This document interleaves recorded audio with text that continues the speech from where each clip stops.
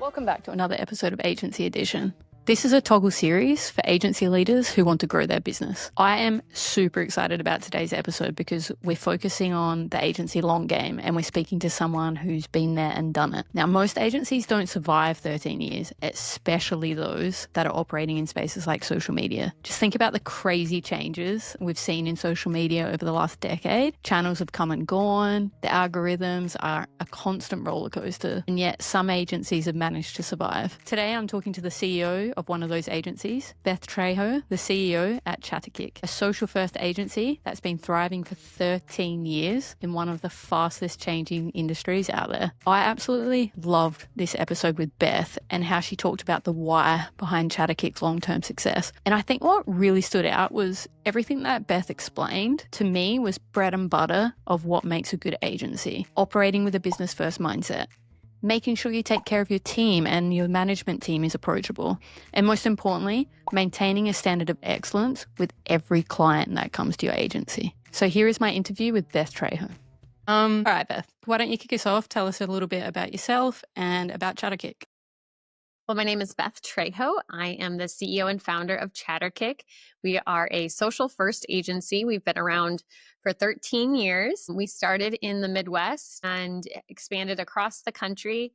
And now we are a fully remote team of about 20 people. And we specialize in social media, but we also have other tools in our toolbox that kind of cover more digital marketing, broad topics. We do influencer marketing. We do executive social. But I would say, like I said, our core service is really monthly, organic, and paid social. And when you started the agency, I believe it was 2012 from my notes. What did that look like? Was it socials mainly? Because influencer marketing, I'm assuming, wasn't even like a word when you started. Right. Well, and social media was a very different thing back then, especially, again, we're in the heart of the Midwest and we have a lot of food processing in our community where I started it. And so people didn't really know if that was a real thing. And I think I definitely had some naysayers on like, is this a job? Is this a business? But the reality is social media is very similar to any other relationship where there's two people on each side. And I started it because I really felt like we needed to expose the people behind the logos and that people wanted to connect with other people.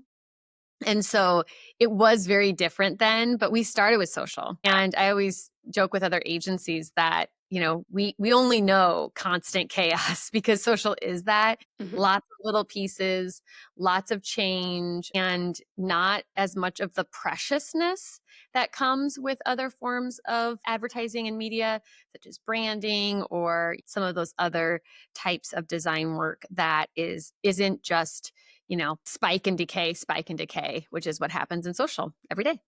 So what platforms were you going for back then? Was it like a Facebook kind of situation? I don't know. I'm trying to remember what 2012 looked like. MySpace? I'm assuming you went No, on there. MySpace was done.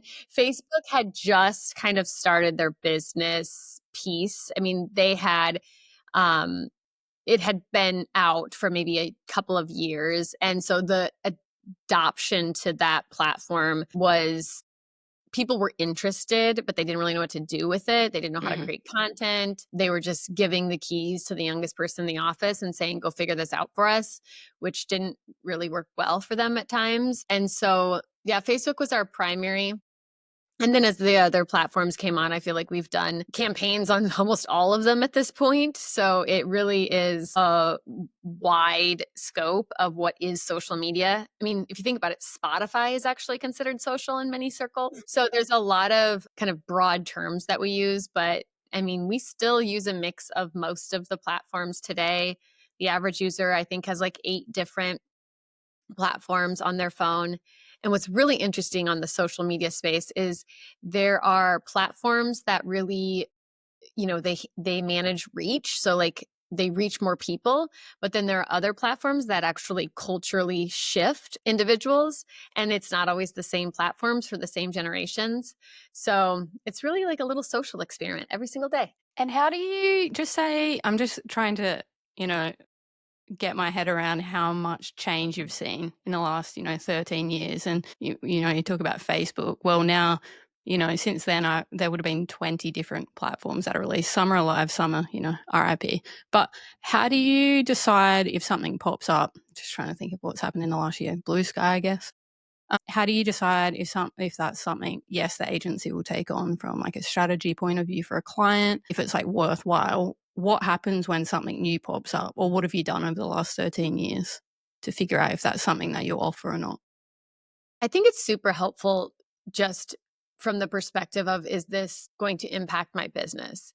And I mean, I run a business and I'm critical of these platforms just as much as other business owners at times. I'm opportunistic with platforms. And we've been doing this for a long time. And so even a lot of my team members, maybe it's just the watch and see or observe or grab a handle.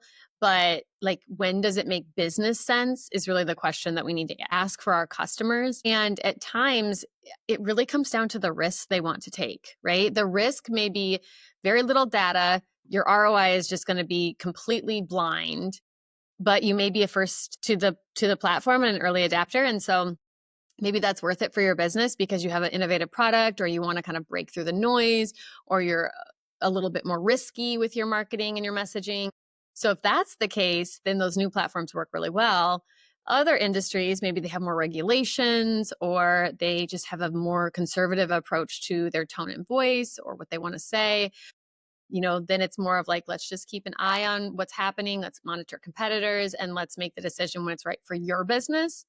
Because what I think a lot of people do, and this happens even when you're early in your career, if you don't have a lot of experience with managing business profiles on social, you just pick the thing that everybody says to do, right? If you want to reach young people, go to TikTok. If you want to reach older generations, go to Facebook. But that's not really always in line with the business strategy. And so if you really want to be strategic about it, you have to think of way more than just the platform and the actual greatest audience on that platform. What does that look like for you from like an operational point of view? What if someone comes in and says, we need to be on TikTok? A, what does that look like for you on an operational point of view, meeting that need? But B, in terms of if there's a new platform launched, how do you say, yes, that's something that we're going to maybe hire a person to manage, right? Because you've said, TikTok's different to YouTube and that's different to Facebook. Do you have people that specialize in different platforms within your agency? Or do you kind of have like broad generalists that take care of client accounts? So I'll answer that question second. Sorry, it was a loaded one. No, the first of just like, if someone comes to us and they want to be on a platform, where do we even start? Again, it really is looking at their business, their risk tolerance, their assets that they may have, their industry. And so we ask a lot of questions. Like, let's talk this through. We really are the advisors at that point. We are trying to help them understand what's the best fit for them. Some people have hopes, wants, and desires that don't meet or match with their capacity and resources. And so if those don't somewhat align, it's just probably not going to work, right? Whether it's your internal resources, your assets you need, your video creation tools, your just appetite for trying new things. If those don't match what you're really wanting to do or what you're asking for, we're honest with our clients, say that may not be a good opportunity. Now, on the other side, if let's say when Threads was released, like it came out fast and people wanted to kind of see what that would look like for their business, um, you know, we usually say yes on our operations end because our teams are structured so that they're not platform bound, but they are skill set bound. It allows us to be much more flexible with the platforms as they change, the needs that are on the platforms. And it has helped us hedge that operational challenge of like, you have a specialist in TikTok, right? We don't really have that type of role. Instead, we have, someone who's in charge of audience, someone who's in charge of engagement and interactions on the platform, someone who's in charge of account management and the relationship to the client, and then someone who's in charge of the creative and the visuals. So when you have those four things, they matter on all platforms. Yeah, I guess it's something that they can use across different platforms and, the format might be different or, the length of the reel or whatever might be different. But yeah, that it's just interesting because I was talking to another agency owner a couple of weeks ago and I was saying, how do you decide whether to expand into something like a new service? And he was saying that he always likes to go vertical up. So if he's offering content, he'll then offer, maybe SEO or something like that. And then if someone comes along and asks for a website, it's just not something that they're going to do because it will just throw the agency in a direction that they're not, wanting to go in. And I'm just wondering, is that something that you do as well? You offer different kind of services in different social platforms or, influencer marketing. You could argue that that's a vertical as well. Yeah. Does it ever come across your plate where clients are like, I need a new website or I'd like you to do X, Y, and Z, and you have to be like, actually, we don't do that and this is why? Or how do you tackle that kind of those conversations? Yeah. So we do websites Oh, actually okay, cool. because of that the same instance of clients asked us, and then we needed a place to send people to. We needed to be able to help the clients. But I will tell you, we don't say yes to everything. And as we've gotten older and bigger, you have the opportunity to say no to a lot more as well. Like, for example, we do a specific type of website that has, Squarespace, and we have like packages that go with that. And it has become more of a defined kind of service line. But I would say we have our monthly services is really everything that runs on a cadence, so that it would be kind of a replacement for a full-time hire, or something that you need to have happen on a regular basis. We have executive social, which is very different when you're managing a leaders or executives individual LinkedIn page. We have influencer marketing, which is different. And you still use some of the platforms, but in a very different way. Mm-hmm.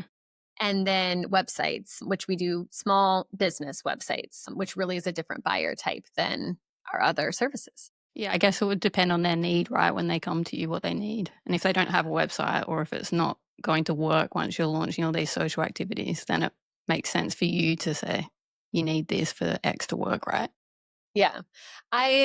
How I really validate, like, should we take a project on, and I'm not the only person talking to prospects, but if I know that like we have the capacity and the capabilities, I am super open to saying, yeah, we can do this, or we've done elements of this before and we just have never like put it into a package and said, we can help you with that, right? Or we're doing it in our own agency and we'll show you how to do it. Mm-hmm. So, especially on the consulting side, that's where I've seen a lot more expansion of just the type of work that we're actually advising on has gotten really wide and way out of the bounds of marketing, quite frankly. What does that involve then? As I mentioned, what is an example of that? Mm-hmm. So, for example, one of the things that we're helping a client do is, we're trying to help them grow. So we're running their social media, we're handling their web, if they have website changes, but they were having issues with their proposal process. And they really needed to improve the way that their proposals looked and felt. But it didn't just need to be a template, which I think is where a lot of agencies would just like template it out and say, here's a template. We wanted to make sure that the solution we were providing integrated into everything, right? That it felt like it wasn't just a standalone thing. And so we've evaluated tool sets. Again, we have people on our team that have unique skill sets in this category and in this market that can almost serve as that fractional CMO. Mm-hmm. And so that's really what we've done. Do you reckon that makes it easier? It's just interesting hearing you talk about how people, they have skill sets that can, go across different mediums. Do you think that's helped you kind of cross into offering new services and different needs without it being like super risky? Yes, because I always like, we changed our roles to strategist roles about 5 years ago. And so there's strategists that just do the work. Like they Mm-hmm. need to be in the work to keep sharp and to be able to keep offering really good recommendations and insights. But we are exposing them to a lot of things in a business. And the more exposure you have and the times that you've seen problems being solved in the past or you're solving them yourself, the better advice you can give. Right. And so I think that there's definitely a level of getting people, showing them things, constantly being like, hey, have you seen this? Like, how would you solve this problem? This is a problem our client brought up to us that has nothing to do with marketing. What would be the answer? And just constantly helping to people grow within their career keeps people at Chatterkick longer. And honestly, it just makes the work so much more interesting. It's just interesting hearing you frame it like that, because throughout this series, I've had a lot of people say, we get business because we niche down. And then some other people say, no, we get more business because we don't niche down. And it seems like you've kind of got the best of both worlds in a way, with like the consulting side of it, people with skill sets that can expand over different platforms and different uses. I don't know. It's just interesting to see how you tackle client projects using your team. And yeah.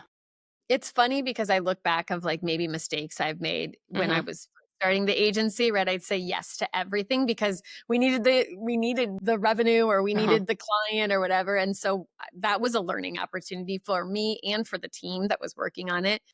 The pace that makes your agency run is very high. And so, hiring challenges were definitely a big part of that first kind of phase of the agency. But now that we kind of know who we are, it's a lot easier to hire to. And it's a lot easier to be like, this feels like constant change when you're working in this company. If you love that, great, this is the place for you. But if you are one that likes very structured and rigid, I'm going to make this amount of content every month, I'm going to do it on this topic, like that's not us. Yeah. If you need a framework, not for Chatterkick. Yeah. Right.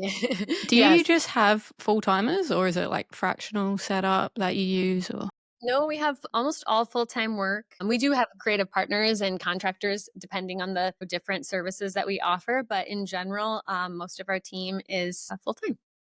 that's super interesting, considering the amount of different things that you take on as well.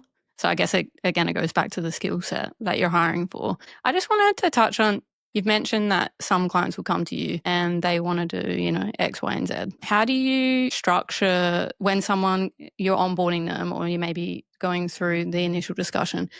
How do you structure your packages, I guess you would call them? Do you just gather your services and customize them considering the client needs, or what does that process look like?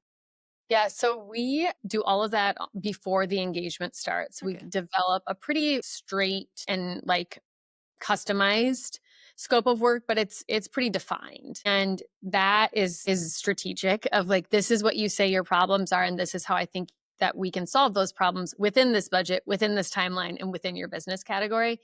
That's a tricky part. Mm. But we do that before the actual execution of the proposal. We built our pricing in modules, like based on the number of content pieces and the number of platforms that you need that content on. Is it video? Is it photo? And so we try to lay that out as straightforward as possible so they know what they're getting. And we pick the solution, or we advise on the solution, really listening to them and what their goals are for their business. But a lot of that is, how can we ensure success at the highest rate?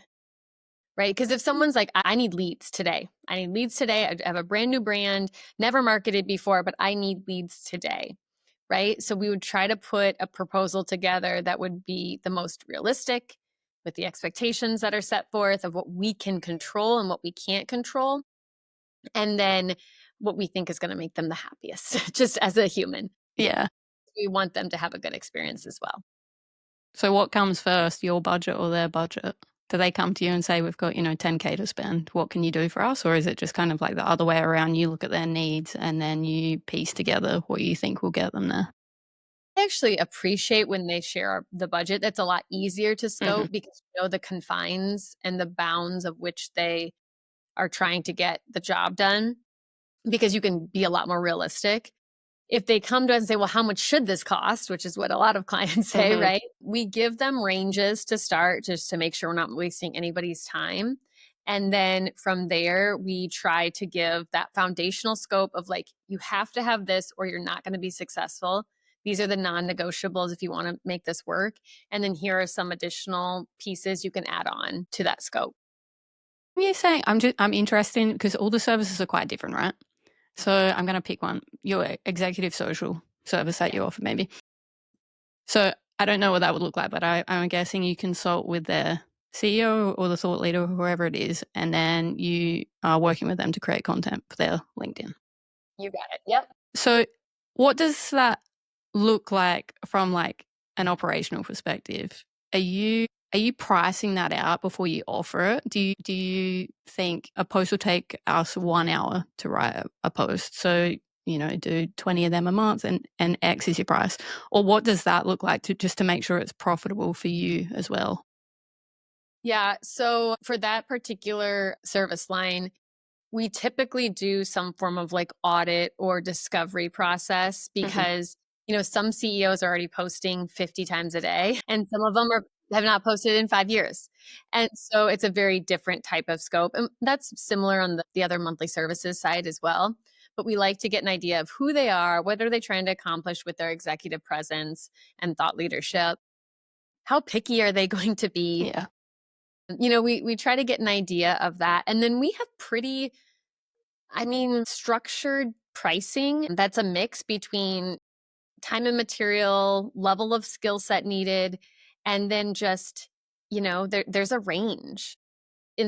My approach is instead of trying to get so hyper granular with every single minute spent, is to get a range. And as long as you can bounce between that range and still make, money as a business, it's a lot less of an operational load than trying to pinpoint every single minute spent on every single type of work. Because you're right, some blog posts may take an hour, some of them may take 20 minutes if they have all the assets and everything in front of you. So in that sense, when you're like pricing up a new project or a new client, they operating on like a retainer model? Yep, Yep. that's what they're operating on. It's a monthly service kind of fee, but it is defined of like, okay, you get this many posts a month, too many two articles, or whatever the case may be. Like a defined scope. Just on that, I think that will lead me into the next bunch of questions that I had for you. I found a review from one of your employees on Indeed, and it was like really nice. Oh, good. The title I of it didn't want to say it was, was. I was like, I know, I was like, how do I frame this? So it said the title was "The Management is Empathetic," and then I'm just going to read it out because it was really nice. I appreciate our management for continuously taking the time to learn what our daily workloads entail and using that to help us with better work-life balance. And they also tag flexibility in scheduling as a perk. And I just thought that was really cool because I think it shows that the agency's interested in workload planning to the point where, everyone's not working 45 hours, 100% billable time. Like this employee clearly has time to breathe and have a work-life balance. So I guess just to lead us onto this section of the interview, what is your approach to capacity planning? I know we talked about it a little bit before we hit record. It's not 100% scientific. You're not in a lab, but it seems to be working. So I'm just interested in your approach and what that looks like. yeah. So starting with the people side, because we are a people-driven organization, our people are our work. And if we want to continue to, help our people grow in their careers and just, be good humans, then we need to be able to provide that for them. So a couple of things that we've done is we have what we call responsible time off. So it's not the fake selling of unlimited PTO, because that's not really a thing. You hire grown-ups and grown-ups understand that, right? That like you can't just take off your entire job and then still get paid for it.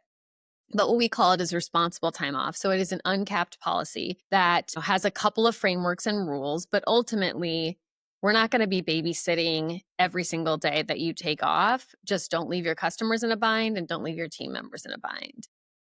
We also have a flexible day as it relates to our team within a certain amount of time, like a 2-hour window. If they move around their work or if they're adjusting their workload, it's okay. Like I don't need to be monitoring, I don't need to be babysitting all of this. Um, again, we trust them. I think trust is a huge piece of managing in this way. Like you have to trust your employees and they have to trust you.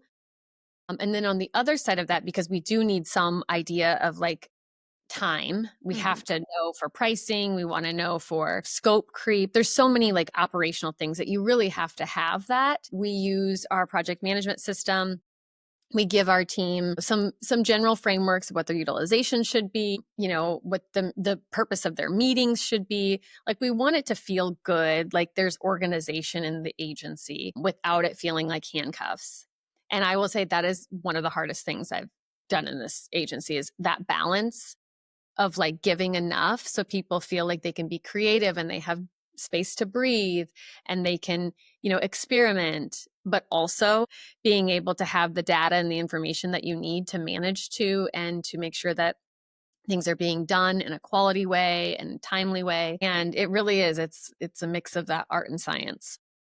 How do you manage that? How do you manage to strike that balance? Because, I think when it comes to social media or marketing or creative work, there does need to be brain space to create fun, new ideas. Something that, I go through as a marketer as well. You're trying to figure out how to optimize your calendar, but then you're like, I want to come up with cool stuff to post on social, or a cool blog post or something like that. How do you give your team, I guess permission? That sounds kind of yucky, but to say, we trust you to do creative for this TikTok campaign, or we don't need you to fill out that time entry perfectly. We know you were doing creative work for this. Is that something that you think comes with just being, people first, like you said, or something that you build up over time? I think this is a daily practice. Like, I think this is something you have to think about every single, and we do. It comes up in every meeting. We are having so many conversations. Like, the problem is never solved, right? Because everybody is different. We're managing people. And that's the thing. Some people do not need a lot of space, and they can be creative when they are in meetings and they can like brainstorm and talk it out. And other people, they need quiet, or they need to be outside, or, there's so many different types of ways to be inspired. And so I don't think there's a one size fits all. I think trying to solve that issue at that level is where I've gotten it wrong in the past. And instead, trying to make sure that I'm meeting the people that work at Chatterkick where they're at, and making it feel as good as an individual for them as possible, while still supporting the team at the whole. Like, I think that actually Yeah. matters the most. It's interesting to hear you talk about, people first, people first, people first, because, at the end of the day, you are kind of still selling people's time and capacity, right? So it's like a balance that you have to strike. Is there, I know that it seems like you encourage everyone to be creative and work whenever they are, at their peak time, but is there utilization rates that you still loosely aim for? How do you manage that, and how do you track all that stuff? So that's all tracked through our tools and softwares. We do have utilization rates. Obviously, different roles are going to have different utilization rates. We have, instead of like traditional management structures, we have coaching meetings, and those are brought up on coaching meetings. We don't obsess about those, but it is important that our team tracks their time and tries to hit those utilization metrics as much as possible, because it gives us better data. And the more data that we have, the better we can manage workload and planning. And we have had gaps, and we still have gaps in trying to understand some of this stuff. Like, we don't have it all figured out either. But I think there's like a mix of like, how are you feeling as an individual? And then like, what is the actual work showing? Because sometimes there's a big gap in between those two. Right? If you feel like you have a million projects that aren't actually due, or they're not even in existence yet, sometimes that can just like be a mind mess of like, I have so much to do, but I can't do any of it because I'm waiting on the client for X, Y, and Z. And so it's just talking people through that, giving solutions, giving support, bringing contractors in when we need to bring contractors in. We've used different like tools. Like, sometimes people that are in completely different roles of like, here, I can help you make content. Let's just do this. Let's knock it out, and let's get this done. That's nice. Like, everyone's in it together, kind of, you're not on your own. You're not there trying to clock your 40 billable hours a week, stressed, looking at all the projects. Are you using that same kind of data that you're collecting to inform hiring decisions? Yes, So definitely. what are you That is looking for probably there? one of the biggest. Yeah. That's interesting, because everyone's told me that. And Yeah, it's just been really interesting to see how all this project management data actually gets fed into like forecasting and planning for hires. Is that what you do as well? Yep. That What does we that look like? recently had there's a variety of things that it may actually like realize too, like how many pieces of content, let's say if someone leaves, how many pieces of content are they creating? What is the scope and the needs that's coming up in the future months? What's an average time to create a static post versus a reel? Do they all need to be in a video editing tool, or can we do some of them in a a more phone-based app? So we've done that. We do that with our capacity, and we want to make sure that when we hire or rehire, that we're not just taking yesterday's ideas and moving them to tomorrow, that we're actually stopping for a second and be like, okay, what do we really need right now? Or what are we going to need in the future? So that's what we do. Nice. All right, let's change gears because I asked you before we jumped on the call if there was anything that you wanted me to ask you about, and your note said that you've had a wild ride with Oh, acquisition strategies over the last 13 years. I don't know if you even remember adding that. no, So, I don't think I did. well, I hope it resonates. But what did you mean? Yeah. And what are some of the things that have been a wild ride since you started Chatterkick? So I think one of the unique chapters of my journey through starting an agency, owning an agency, is the amount of transactions that I've had within this particular agency specifically. I started with a partner, bought the partner out a couple years in. Then a few years later, had three different acquisition opportunities. I ended up going with one of the acquisition opportunities from a private investment group. The company was still Chatterkick from the front end, pretty much a business as usual on that side of things, but the back end completely changed. We were with a larger group in the Southeast. We grew really, really fast. We scaled up, and then they had some change in ownership and management. And so I bought the company back. And then yeah, that was in 2018. So we've really stood at that model ever since. But during those same years, my husband was also starting a high growth startup and ended up having an acquisition for that company. So it's just, I do have some like very close relations to M&A activity, not only for myself, but then again, we advise not on the M&A side of it, but specifically on the messaging, internal comms and external comms when these transactions happen, because we are very familiar with it. It sounds like an episode of Mad Men. It is. It was. That's what I mean. It's been a wild ride. I don't think that is as common as many agencies have. I had no idea about that, but it's like interesting because one of the main reasons I wanted to interview was because just Chatterkick's been around for quite a long time. And a lot of the agencies that I see are, popping up 1, 2, 3 years old, AI agencies super focused on one thing. And you're 13 years old, which is, that's a very long time in agency world. It is. Especially for social. Exactly. There's not a lot of just social like specialized agencies. Mhm. There's like influencer or like TikTok and Instagram, but Mhm. I mean, we still do, Meta, YouTube, Instagram, obviously. I mean, like I said, you name it, the platforms we're probably dabbling at least. Except for threads. What do you think? Why? Why 13 years? What do you reckon is the reason that you've managed to stay sustainable?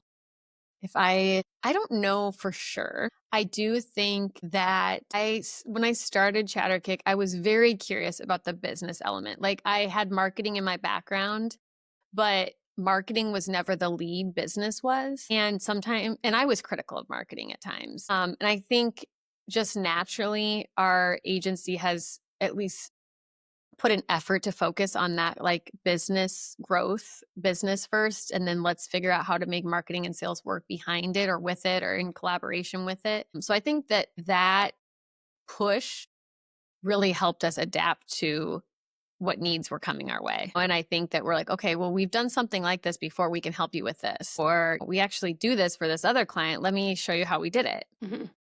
So I think that that's a piece of it. And then I mean, we put a ton of work into customer experience.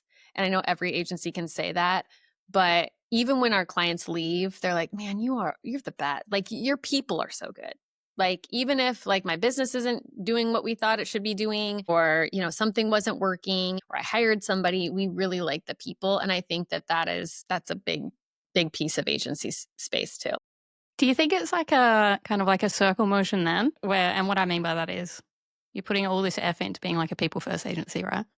So I'm assuming that your people stick around for quite a long time. There's always this kind of narrative around agency, not the owners, but the workers. They're burnt out and they're like super overworked and they're like clocking 45 billable hours a week and stuff. Doesn't seem like you have that, right? So you've worked really hard at becoming a people first agency. And then you've got these people that seem to have a various skill set across different levels. So that's valuable. Yeah. And then you've got these clients who come to you and then you're looking at them through a business lens. So maybe it's not one thing that has, helped Chatterkick be around for 13 years. Maybe it's this kind of circle that you've created from like people, various skill sets, not scaling into just doing anything. And then, yeah, keeping your clients on board.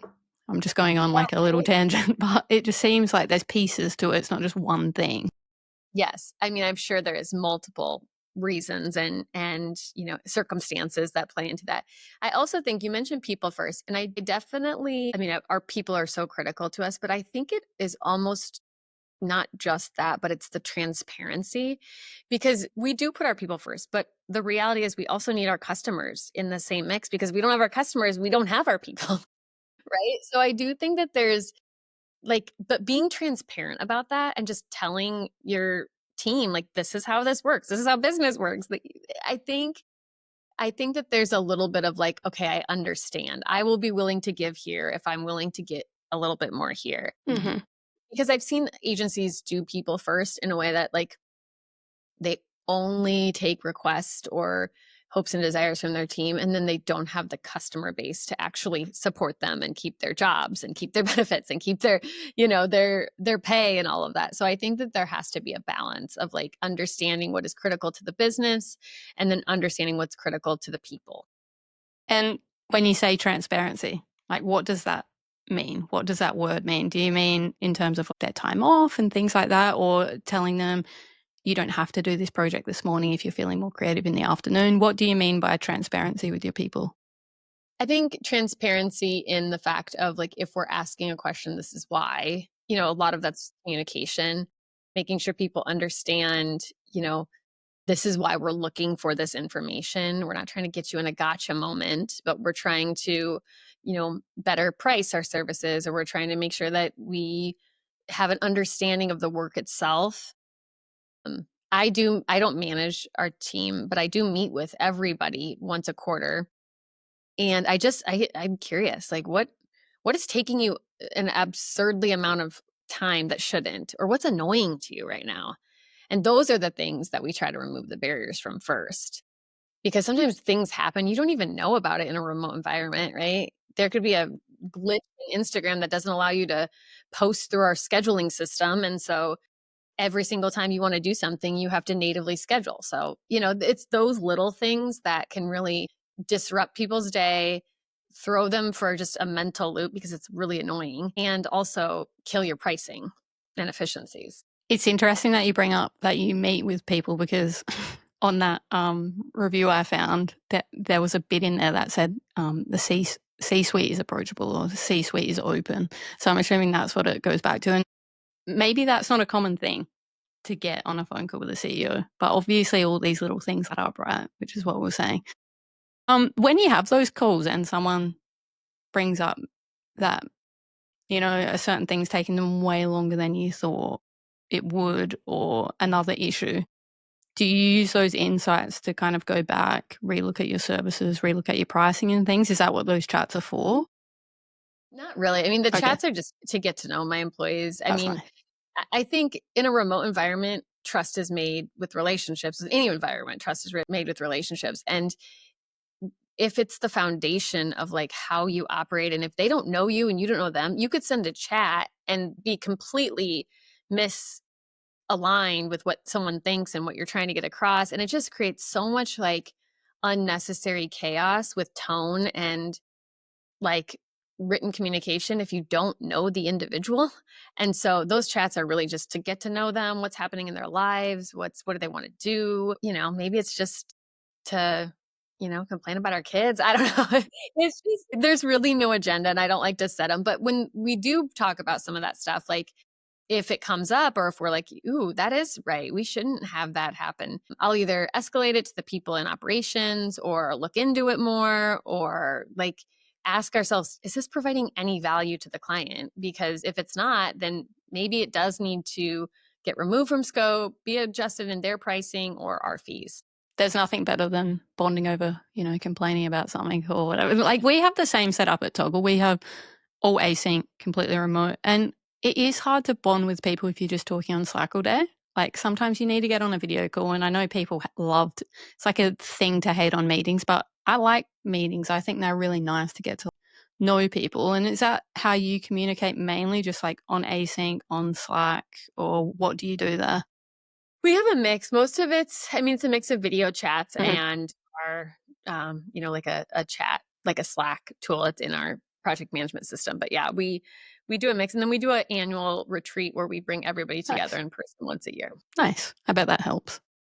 Yes, it does. Again, you're not there to solve maybe super complicated problems, but you're there just to like get to know each other. And like when you get creative teams together in person, things are just, everyone's coming up with like a million ideas and it just gets the creative juices flowing. But I just wanted to just go back. We're talking about transparency and the importance of that. What does the transparency look like on the client side? And I'm asking that because I've had a couple of chats with other agency owners now, and they've said that the transparency is really key to their client relationships in terms of they might give them access, just like view only access to project management and things like that. What does it look like on the client side in terms of like transparency around projects? We're transparent to them too. We don't invite them into our project management tool primarily because it just becomes a mess. It's not about like trying to hide anything. It's more about, they don't know what they're looking at, right? If I look at how a Yep. vehicle is made, I'm not going to know what I'm looking at.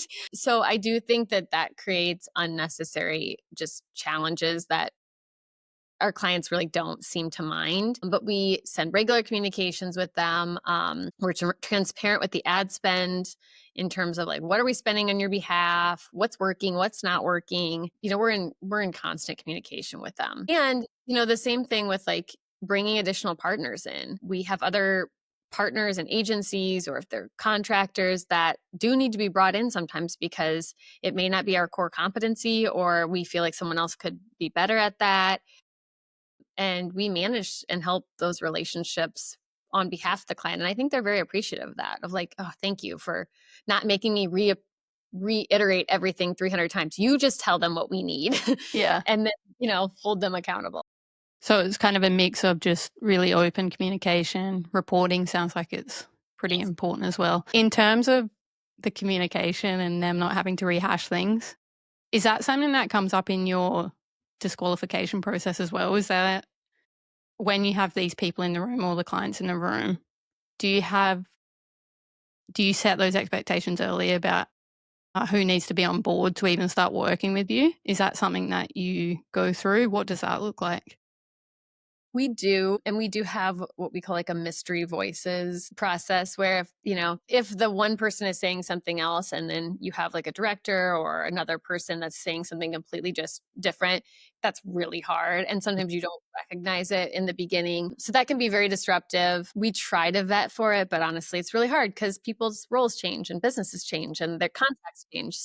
Yes, we like to have a primary decision maker, or if, we work in some highly regulated industries and they need multiple levels of compliance. Mm-hmm. So we try to create any form of like workflows for them, or to try to, consistently troubleshoot to make sure that we are getting into a cadence that feels the easiest as possible.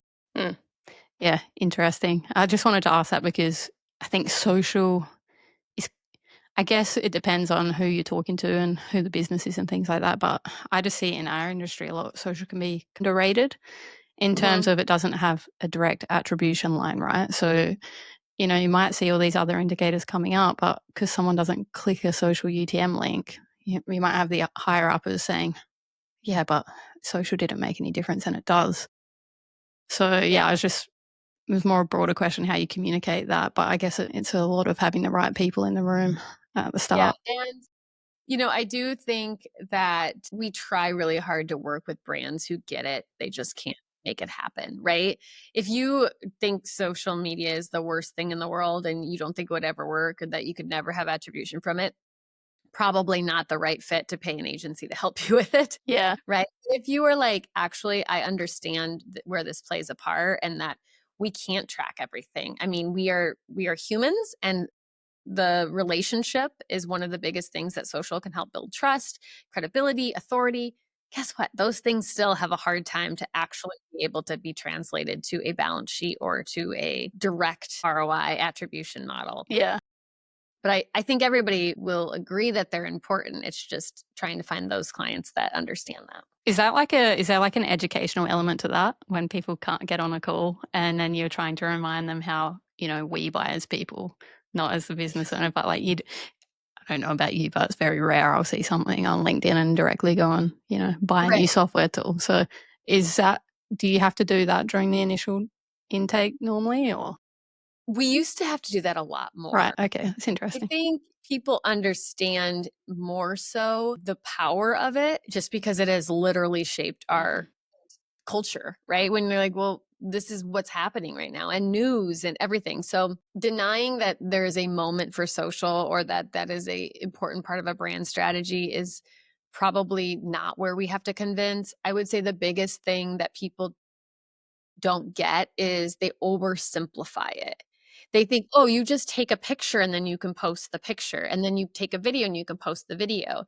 And if they've actually had to make content for a month for a company, you realize how many different pieces of that one post there are, and checklists and checkpoints and strategy work and response and moderation and ads or targeting. Like there's so much that go behind it that I think that's where people miss.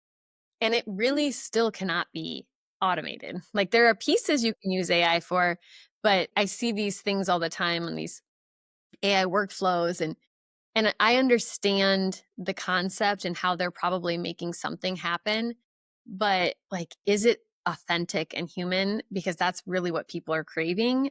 I'm not sure if that's as turnkey as people think it is. Yeah, I think if it was that easy, everyone would be doing it, right?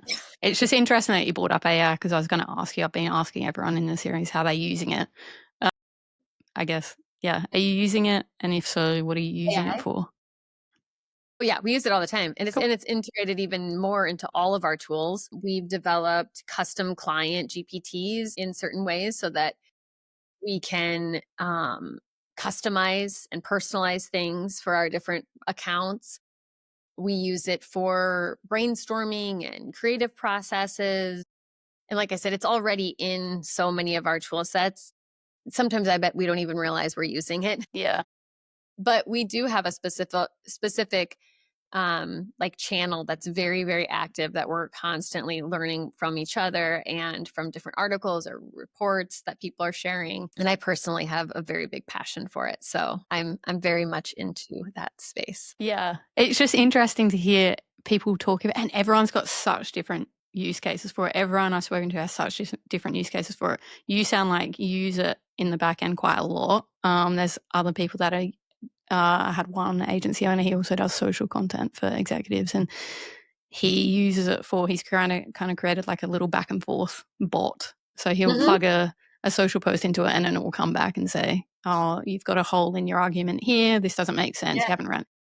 Do you use it for that kind of thing as well?